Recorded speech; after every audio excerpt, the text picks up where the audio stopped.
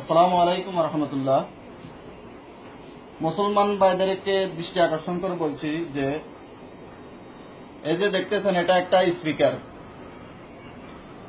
এখানে লেখা আছে মেড ইন চায়না, বাট এই কভার বক্স গুলা বানাইছে কাবাগরের, ঠিক কাবাগরের ইয়া করি।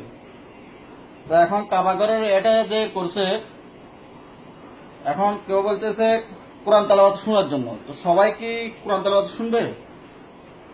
এটা মেমোরি, কেউ গান শুনবে, কেউ কোরআন তেলাওয়াত শুনবে। কিন্তু বড় দুঃখের বিষয় হচ্ছে আমরা মুসলমান জাতি বড় হতভাগা যে কাবাগরের ভিতরে কি গান চলে? নাউজুবিল্লাহ। তো আমি পুলিশ প্রশাসন এবং উমানের প্রশাসনদের দৃষ্টি আকর্ষণ করে বলতেছি যে এই স্পিকার গুলো যেন উমান থেকে এটা ব্যান্ড করা হয়, এটা যেন উমানে প্রচলিত যেন না হয়।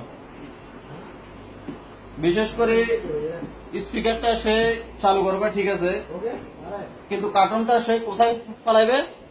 কত রাস্তার মধ্যে ফেলা দিবে, নাই তো ডাস্টবিনের মধ্যে ফেলাবে। কিন্তু এটা আমাদের লা ইলাহা ইল্লাল্লাহ মুহাম্মাদুর রাসূলুল্লাহ, এটা আমাদের মুসলমানদের কি, এটা আল্লাহর ঘর কাবা শরীফ। তো আমি বলতে চাই কাবা শরীফের এই ডিজাইন করে এটা বানানো অনুচিত হয়েছে।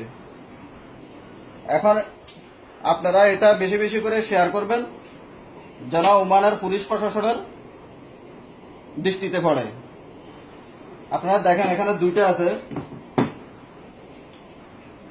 এই যে দেখেন এগুলো এগুলো দুইটা, একটা পুরো কাবাগরের ডিজাইন করে বানাইছে, স্পিকার বানাইছে। তো এখানে যদি একটা গান লাগাই দেয় তাহলে কি হবে? কাবাগরের ভিতরে কি গান চলে? নাউজুবিল্লাহ। আপনারা অতি সত্বর এটার বিরুদ্ধে কোন একটা পদক্ষেপ গ্রহণ করুন। আসসালামু আলাইকুম ওয়া রাহমাতুল্লাহ।